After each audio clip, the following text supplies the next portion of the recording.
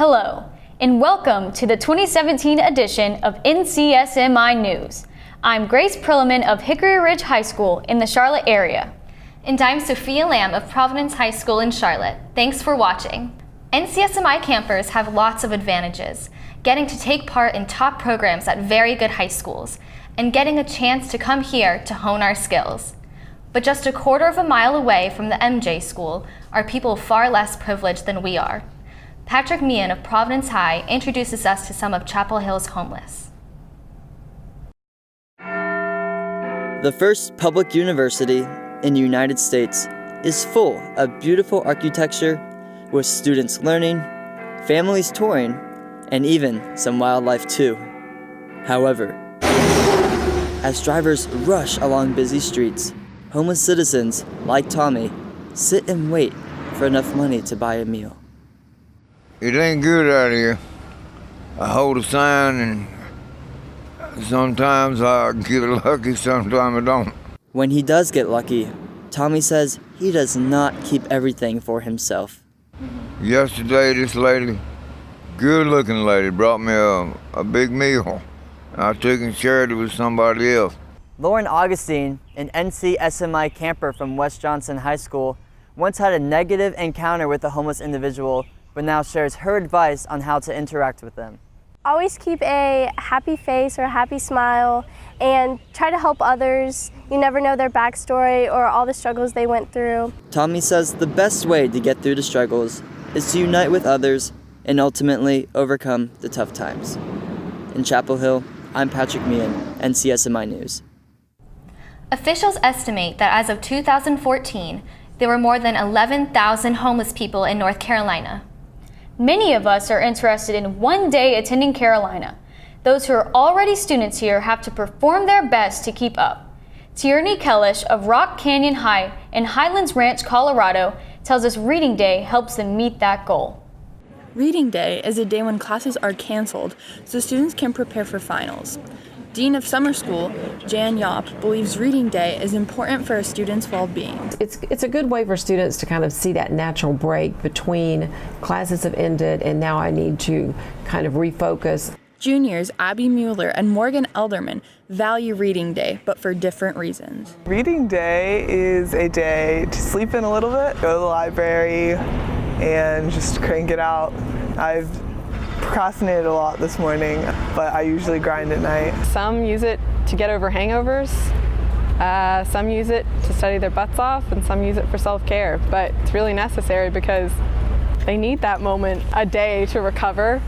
Yopp says that Reading Day has been a tradition here at Chapel Hill for a very long time. I graduated from Carolina almost 50 years ago, and we had reading days. It is kind of a nice time to kind of reflect on the semester. Mueller believes Reading Day is important for her success. Because if it was final, then I would not do as well. If it wasn't for Reading Day, then I wouldn't be able to have a break. After Reading Day, students hope they are more prepared for finals. In Chapel Hill, I'm Tierney Kellish, NCSMI News. Summer 1 finals wrap up tomorrow. Summer 2 classes start Monday. There's no rest for the weary. But not all the work involves textbooks and tests. Lots of UNC students take classes that allow them to challenge their creativity. Drew Casey of Arundel Parrott Academy in Kingston shows us what makerspaces are all about. BEAM is a network of makerspaces on the Chapel Hill campus, used for education, research, and recreation. Project manager Charlie Cummings says innovation is important and safety is crucial. A lot of users have never worked around machinery before, so you need to understand how to approach somebody who's using it so you don't startle them, the things that you can and cannot do around the machines. Student staff member Logan Frederick likes what he can do with machines. For example, 3D printing has exploded in the past 5 years. These things weren't around at this level for everyone to use until very, very recently. So I think that's one of the big things that's been interesting to see.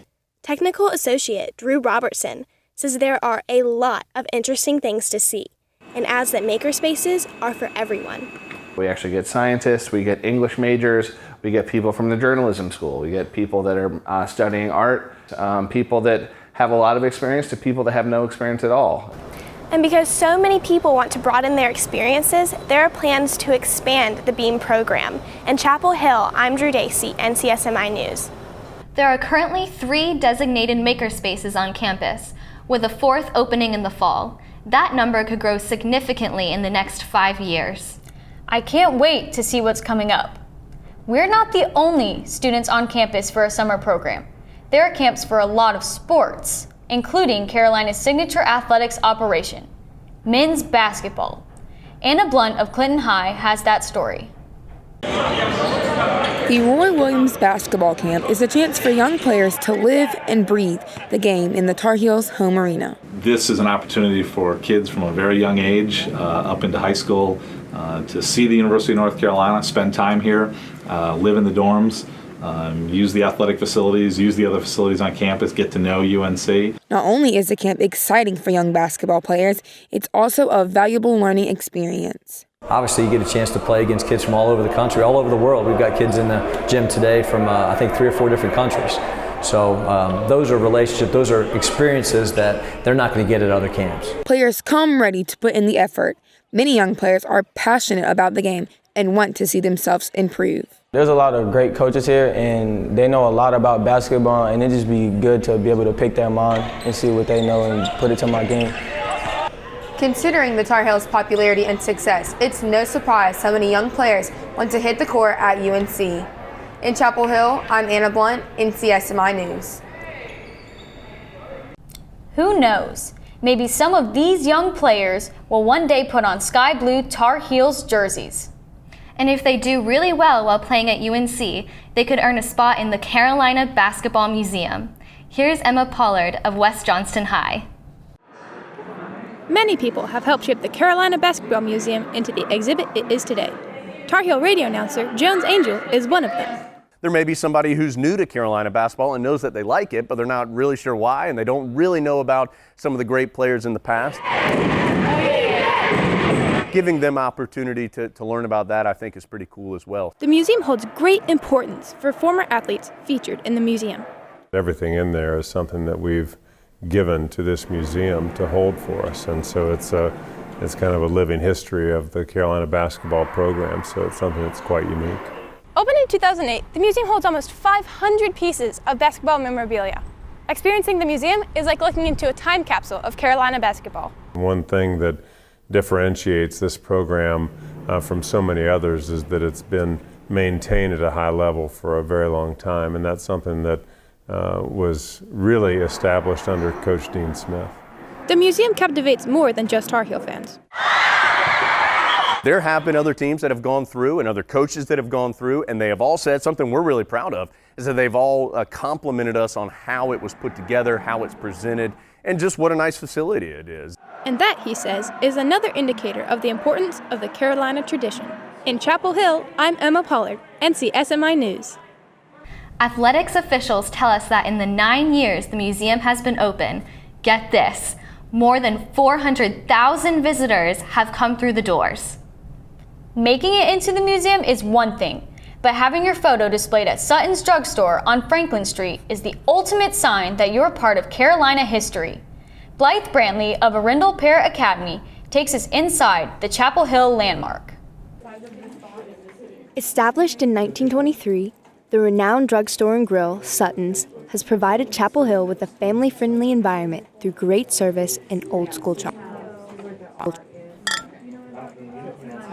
It offers a wide variety of burgers, vintage sodas, breakfast, and a great atmosphere. Welcoming. Definitely welcoming. Anybody's welcome here, for sure. For the past 3 decades, the store has decorated its wall with pictures of customers.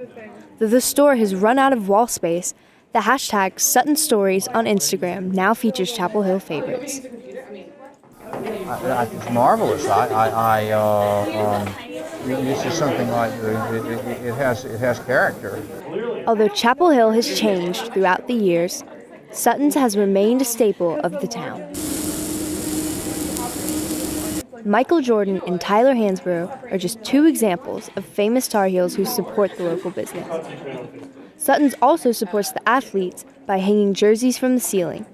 It has various newspapers from national championships above the doorway. The store has a lasting legacy of satisfying taste buds and promoting school spirit.